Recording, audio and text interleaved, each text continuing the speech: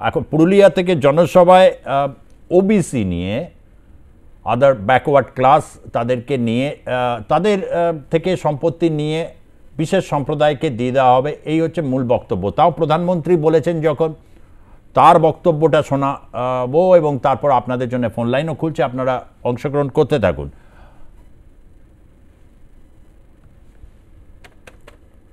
ये लोग घुसपैठियों को बढ़ावा देते हैं, ये लोग वोट बैंक को खुश करने के लिए सीएए का विरोध करते हैं।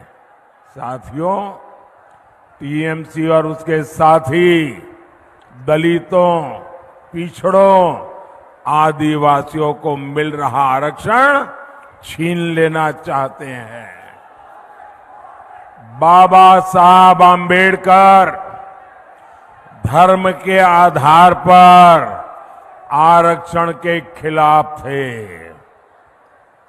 लेकिन आज इंडी गठबंधन वाले धर्म के आधार पर आरक्षण देना चाहते हैं। कर्नाटका में इन लोगों ने ओबीसी कोटे का आरक्षण मुसलमानों को दे दिया। टीएमसी इस साजिश में कंधे से कंधा मिलाकर कांग्रेस के साथ खड़ी है। আপনারা শুনলেন, এই নিয়ে আপনারা মতামত জানাতে পারেন। সত্যি কি ওবিসি যে ব্যাপারটায় থেকে তাদের ধর্মীয় ভিত্তিতে সংরক্ষণের প্রশ্ন সংবিধানে নেই, এটা ঠিকই। ডক্টর ভীমরাও বাবা সাহেব আম্বেদকর যে সংবিধান পরিষদের তিনি প্রধান, এরকম কোনো প্রভিশন নেই। কিন্তু ওবিসি আদার ব্যাকওয়ার্ড ক্লাসের মধ্যে কি সত্যি এরকম রয়েছে? পশ্চিমবঙ্গে এরকম চেষ্টা হয়েছিল, যদিও এটা আদালতে এখনও পর্যন্ত নিষ্পত্তি হয়নি। এরকম একটা পরিস্থিতির মধ্যে রয়েছে। আমাদের সঙ্গে যোগ দিয়েছেন নদিয়া থেকে চন্দন পাল। হ্যাঁ বলুন চন্দনবাবু। এই মুহূর্তে আপনারা বলুন, মমতা ব্যানার্জি ক্ষমা চাইছে। হ্যাঁ, এই মুহূর্তে মমতা ব্যানার্জিকে আপনাদের থেকে আমার কাছে রিকোয়েস্ট হলো ক্ষমা চাইতে বলুন। আচ্ছা, কারণটা বলুন আপনি। উনি চাইছেন দেশে একটা অরাজকতা লাগাতে, কারণ কি দেশের মধ্যে একটা হিন্দু মুসলমানের মধ্যে বিরোধ মানে একটা অশান্তি লাগাতে চাইছেন। বেশ, চন্দন পাল তিনি বলেছেন মমতা বন্দ্যোপাধ্যায়কে ক্ষমা চাইতে হবে, তার কারণ হিন্দু মুসলমান করার ক্ষেত্রে তিনি বড় ভূমিকা রাখছেন। আমরা জনমতে আরও একজন যিনি আছেন তার আমরা নেব, কিন্তু ইতিমধ্যে একটু আপনাদের কাছে একটু দ্রুত দেখে নিতে চাই যে মমতা বন্দ্যোপাধ্যায়, অধীর রঞ্জন চৌধুরী, সেই বিষয়টা আপনারা অনেকেই অবগত। খার্গের বক্তব্য, আজ কি বলেছেন অধীর রঞ্জন চৌধুরী এই বিষয়ে, আর যেটা বলেছেন মুর্শিদাবাদ থেকে অধীর রঞ্জন চৌধুরী, সেই বক্তব্যটা একটু আপনাদেরকে শোনাবো। এই আমার তো লড়াই করার লুকোচুরি নাই, যেটা ঘটনা সেটা বলছি, এখনো বলবো। পার্টিটাকে বাঁচানোর দায়িত্ব আমার। আমি কংগ্রেসের একজন কর্মী, আমি কংগ্রেসের একজন দায়িত্বে আছে রাজ্যে। আমার দায়িত্ব পার্টিটাকে বাঁচানো, সেই কাজ তো করতেই হবে আমাকে। আমি ধর্মচ্যুত হতে পারবো না। ধর্মচ্যুত এসেন্সে রাজনৈতিক ধর্মচ্যুত হতে পারবো না। দিল্লিতে ইন্ডিয়ার সঙ্গে বাংলায় কংগ্রেসের বিরুদ্ধে, আমরাও দিল্লিতে ইন্ডিয়া জোটে বাংলায় মমতার বিরুদ্ধে। অসুবিধা কি আছে? এখানে মমতা ব্যানার্জিকে আমরা কোনো মতে খাতির করতে পারবো না। এটা এর মধ্যে কোনো আমার দ্বৈত কোনো ভাবনা নেই, এর মধ্যে আমার কোনো মানে নেই, মানে এটা হেজিটেশন নেই। এ বাংলায় যে মহিলা আমাদের খতম করেছে তার সঙ্গে আমি দোস্তি করতে পারি না। তাই মমতা যেমন বলছে দিল্লিতে আমি ইন্ডিয়া জোটে আছি, বাংলায় আমি সিপিএম আর এই কংগ্রেস আর সিপিএম এর বিরোধিতা করি। এ বাংলায় কংগ্রেস সিপিএমকে হত্যা করেছে আর দিল্লিতে ইন্ডিয়া জোটের সঙ্গে আছে, কথা মমতা বলছে। তা মমতা যদি বলতে পারে দিল্লিতে ইন্ডিয়া আর এ বাংলায় নো ইন্ডিয়া, তাহলে আমরাও একই কথা বলছি। আমি তো একই কথা বলছি। আমার মনে হয় একটা প্রতিহিংসা রাজনীতি করছে। রাজ্যপালকে আরো দৃঢ়তা দেখাতে হবে। জানি না রাজ্যপাল কি করবেন না করবেন, কারণ ভারতবর্ষে আর কোনো রাজভবন এই ধরনের আক্রমণ হয়েছে কিনা আমার জানা নাই। রাজ্যপাল তাকে আমার পছন্দ হতে পারে, না পছন্দ হতে পারে, সেটা অন্য জিনিস। কিন্তু কতগুলো প্রোটোকল আমাদের মানতে হয়, ডিসেন্সি মানতে হয়, সেগুলো মেনে করলে ঠিক আছে। রাজ্যপাল অপরাধ কোনদিন করতে পারেন না আমি কথা বলছি না, কিন্তু অপরাধটা যথার্থ কিনা সেটাও দেখার দরকার। গতবার তৃণমূলের নেতা শুভেন্দু অধিকারীর সঙ্গে ভোট করেছিল কার্তিক মহারাজ। এখন কেউ যাই না, হঠাৎ ইকুয়েশন চেঞ্জ হয়ে যেত দিদির। কার্তিক মহারাজ খুব পেয়ারের লোক ছিল দিদির, গতবার ওকে ব্যবহার করেছিল আমার বিরুদ্ধে। হঠাৎ করে ইকুয়েশন চেঞ্জ হয়ে সমীকরণ পাল্টে যাচ্ছে হয়তো। মমতা বন্দ্যোপাধ্যায়ের বিরোধিতার যে রাজনৈতিক লাইন এই রাজ্যে কংগ্রেসের, সেটা পুষ্টিকরণ করলেন এবং পাল্টা চাল যাকে বলে অধীর রঞ্জন চৌধুরীর, সে পাল্টা চালের মধ্যে থেকে বাংলার প্রশ্নটা কোথায়, সে প্রশ্নটা রয়েছে। আমি এ বিষয়ে একটু আসব, বক্তব্য যেটার যে অ্যানালিসিস সেটা অবশ্যই দেব, কিন্তু সুশীল মুখার্জি এই মুহূর্তে রয়েছেন আমাদের সঙ্গে, তার বক্তব্য একটু শুনে নেব। কাটোয়া থেকে আপনি ফোন করেছেন, আপনাকে স্বাগত জানাচ্ছি জনমতে। বলুন সুশীল বাবু। নমস্কার, আমি সুশীল মুখার্জি বলছি এই যে নরেন্দ্র মোদী মানে প্রধানমন্ত্রীর সঙ্গে যে সমস্ত গেরুয়া ড্রেস পরে সাধু দিকে দেখছি, এরা তো সাধু নয়। সাধু কারা? সব কিছু লোভ মানে সমস্ত কিছু ত্যাগ করেছে তারাই সাধু। তারা তো এইসবে আসবে না, পয়সা দিয়ে নিয়ে এসছে। যেমন অভিজিৎ গঙ্গোপাধ্যায়কে পয়সা দিয়ে নিয়ে এসছে। এই গরিব জনগণের পয়সা প্রধানমন্ত্রী লুট করছে, আদানিকে দিচ্ছে। জিনিসপত্র দাম বাড়িয়ে পয়সাগুলো ইয়ে করে ধার উধার নষ্ট করছে, মানে গরিব লোক খেতে পাচ্ছে না। মধ্যবিত্তকে গরিবে পরিণত করেছে। বাইরের দেশে বলে আসছে আমি 40 কোটি গরিবকে মধ্যবিত্তে পরিণত করলাম, অথচ উল্টো 40 কোটি মধ্যবিত্তকে গরিব পরিণত করেছে। 13 সালে আপনার 1,09,000 টাকা সুদ ছিল, এখন সেটা 550, মানে আমাদের তো এ মাসের সুদ কথা বলছি। আমাদের তো জাত অবস্থা হয়েছে। বলছে কংগ্রেস কিচ্ছু করে না, ইন্দিরা গান্ধী কল কারখানা ন্যাশনালাইজ করেছিল বলে এখনো মধ্যবিত্ত হয়ে বেঁচে আছে। আর এই আপনার অধীর চৌধুরী কি বলবে, এসব তো 8 পাস, এরা আর কি করবে? ওদিকে আপনার অসীম সরকার, ও আপনার 4 পর্যন্ত পড়েছে। এসব তো খালি পয়সা লুট করতে এসছে। আর এই সাধু সব প্রধানমন্ত্রীর মতন সাধু, খালি জনগণের পয়সা লুট করবো, আর বড় লোক দিকে দেবো, মানে গরিব লোককে পথে বসাবো। কি করে লুট করবো? এখন গদি ছাড়তে চাইছে না, কিছুতেই ছাড়বে না, মানে মরণ ইয়ে করে চেষ্টা করবে, মানে এত এত কাঁচা পয়সা লুট করছে। ধন্যবাদ সুশীল মুখোপাধ্যায়, আপনার মন্তব্য, আপনার যে মন্তব্য সেই মন্তব্য ইতিমধ্যে সেটা রেকর্ডেড এবং ইতিমধ্যেই প্রচারিত। একটা কথা আপনার কথা থেকে বেরিয়ে এলো যে প্রধানমন্ত্রী প্রয়াত ইন্দিরা গান্ধীর আপনি প্রসঙ্গ নিলেন। এটা ঠিক যে ভারতবর্ষে ইন্দিরা গান্ধী একটা বড় কাজ করেছিলেন, ব্যাংক জাতীয়করণ, কয়লা খনি জাতীয়করণ, প্রচুর চাকরি, এবং সত্যিকারের একটা মধ্যবিত্ত শ্রেণী আজকের ভারতবর্ষে যারা এক্সিস্ট করছে একটা বড় অংশে চাকরি সেদিন হচ্ছে। এরকমও ঘটনা শুনি, মাঝে মধ্যে মনে হয় সত্যি কি রূপকথার গল্প শুনছি। কেননা আমাদের তারুণ্য বা আজকে যে পরিণত বয়সে এসে উপনীত হয়েছি তাতে কিন্তু এরকম দেখিনি। এরকমও হয়েছে গান অ্যান্ড সেল ফ্যাক্টরি বা বিভিন্ন জায়গায় সরকারি জায়গাগুলোতে, সেখানে হাতে ধরে নিয়ে গেছে ছেলেদের, কাজ করতে হবে, শিখতে হবে, এবং তারা পরবর্তীকালে জীবনে প্রতিষ্ঠিত হয়েছেন। আজ তারা বৃদ্ধ হয়েছেন, তাদের কাছে এরকম প্রচুর গল্পগাথা শুনি। সত্যি এগুলো গল্পের মতো মনে হয় আজকের ভারতবর্ষের পরিপ্রেক্ষিতে দাঁড়িয়ে। ইউনুস আলী রয়েছেন আমাদের সঙ্গে জনমতে মুর্শিদাবাদ থেকে। বলুন ইউনুস আলী। নমস্কার। হ্যাঁ, আমি ইউনুস আলী মুর্শিদাবাদ থেকে বলছি। বলুন। আমি যেহেতু মুর্শিদাবাদের লোক, হ্যাঁ, তাই আমাদের মুর্শিদাবাদের যে নায়ক, সেই নায়কের নাম বলতে আমার ঘৃণা বোধ হচ্ছে, কারণ আমাকে তো আবেগের সঙ্গেই বলতে হচ্ছে। এই ভদ্রলোক বিগত 25 বছর মুর্শিদাবাদে সংখ্যালঘু মুসলমানদের যে ক্ষতি সাধন করেছে, যে চক্রান্ত করেছে, যেভাবে বিভাজনের রাজনীতি করেছে, এই ঘাটতি পূরণ করতে অনেক সময় লেগে যাবে। আজকে মুখোমুখের আড়ালে যে নোংরা খেলাটা মুর্শিদাবাদে করেছে, রাজনীতির নামে করেছে, এবং বহু লিডার, এই সংখ্যালঘু লিডারকে অকারণে তাদেরকে বসিয়ে দেওয়া হয়েছে, তাদের অমর্যাদা করা হয়েছে। এটা আমার কিন্তু জাতিগত মানে একটা দুর্বলতা নয়, এটা হচ্ছে এমনিতে হচ্ছে মুসলমানের সংখ্যালঘু, অশিক্ষিত, আর্থিক অবস্থার দিক থেকে খুব নিম্নগামী, এবং এদের উত্তরণের জন্য আমাদের যে প্রচেষ্টা থাকা উচিত ছিল অধীর চৌধুরী সেটা তো করেইনি, বরং এই ডমিনেট করেছে। এই সংখ্যালঘু মুসলমানদের ডমিনেট করেছে মুখোশের আড়ালে।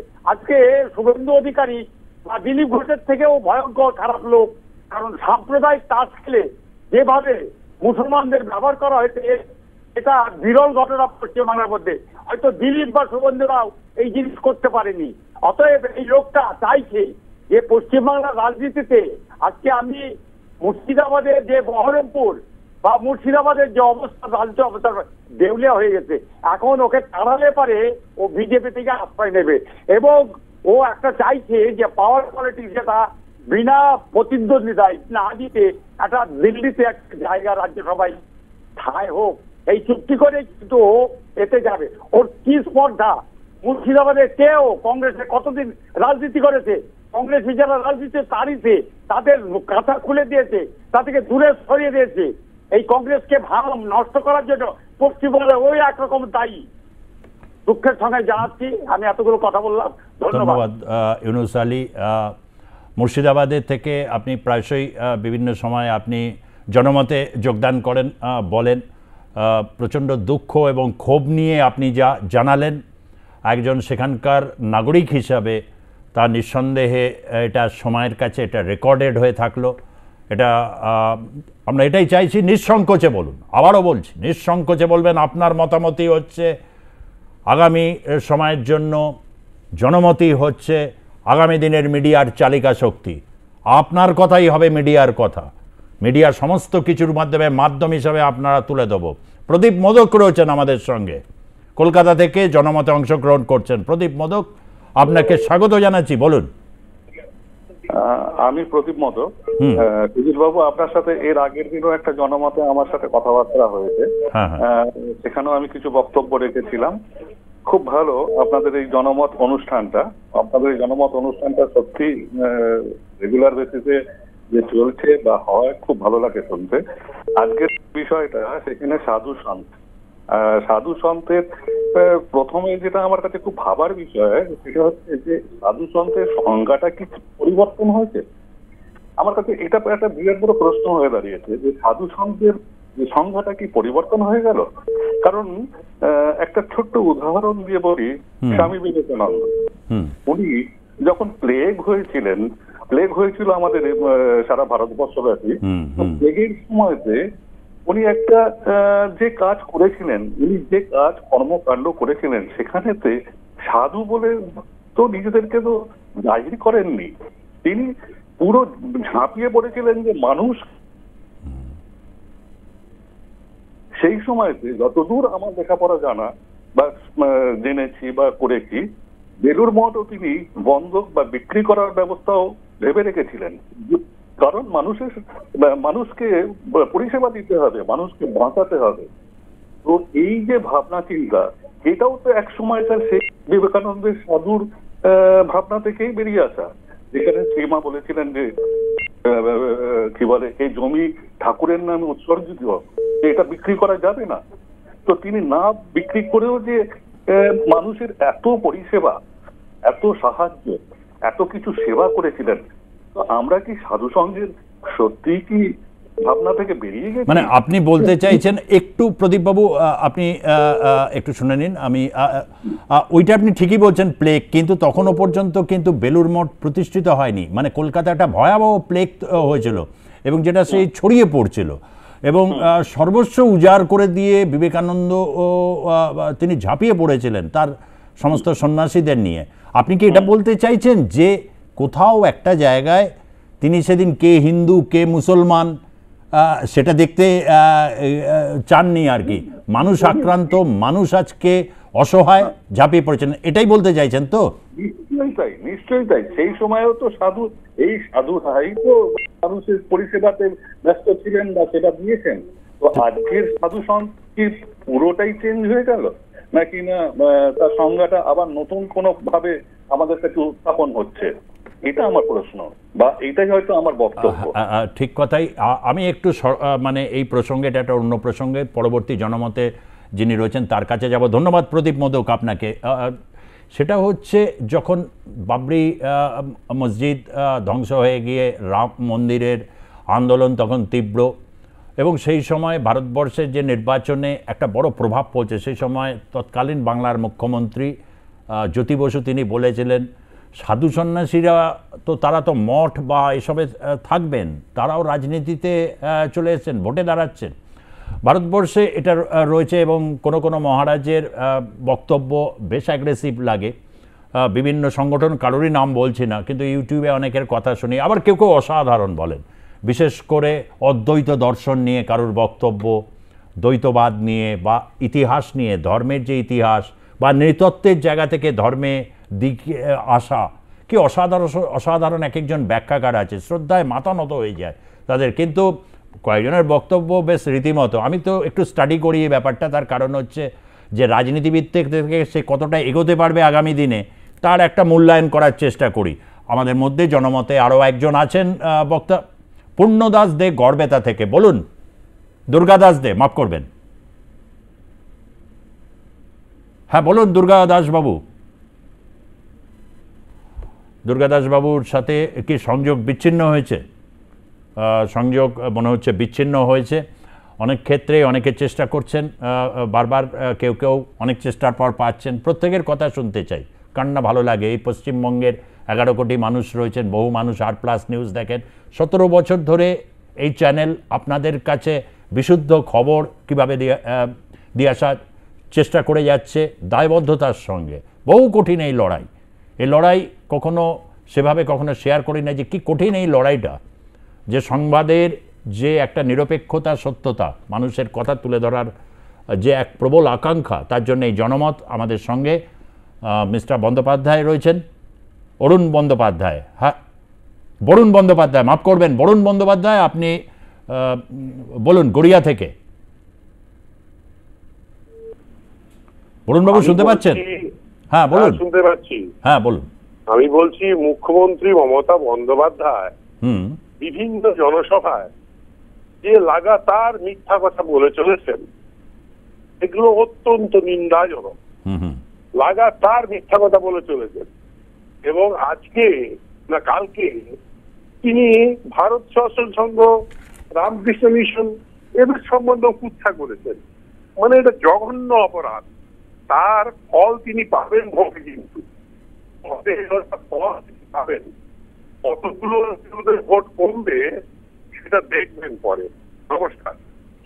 বরুণ বন্দ্যোপাধ্যায় তিনি মুখ্যমন্ত্রী মমতা বন্দ্যোপাধ্যায়ের বক্তব্যের তীব্র সমালোচনা করলেন গড়িয়া থেকে।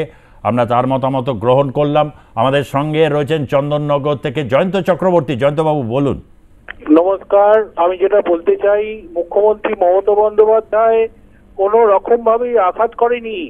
মানে আপনার ইসকন থেকে শুরু করে, ভারত সেবাশ্রম থেকে শুরু করে, রামকৃষ্ণ মিশন থেকে শুরু করে বেলুর মঠ, মুখ্যমন্ত্রী মমতা বন্দ্যোপাধ্যায় ওদের যে সম্মান দিয়েছে আমরা তো দেখেছি, এবং যেভাবে কাজ করেছে, উনি কাজ করে তো আর মানে বিজ্ঞাপন করেন না, কিন্তু কিছু কিছু বেসরকারি চ্যানেলে, নাম বলবো না, কিছু কিছু বেসরকারি চ্যানেলে দেখছি গেরুয়া পরে এসে অবাধে তারা বিজেপির হয়ে বলে তৃণমূলের নামে মানে কি বলবো ইয়ে করছে, মানে ধর্মীয় একটা বিভাজন সৃষ্টি করছে। শুধু তাই নয়, এই যে ধর্মের রাজনীতি, যা আমার তো বেশ মনে আছে যে 12 বছর 257 দিন যখন মানে নরেন্দ্র মোদী মুখ্যমন্ত্রী ছিল গুজরাটে, তখন এই মুখ্যমন্ত্রীকে পাশে বসিয়ে যিনি কান মুলে দিয়েছিলেন তার নাম হচ্ছে অটল বিহারী বাজপেয়ী।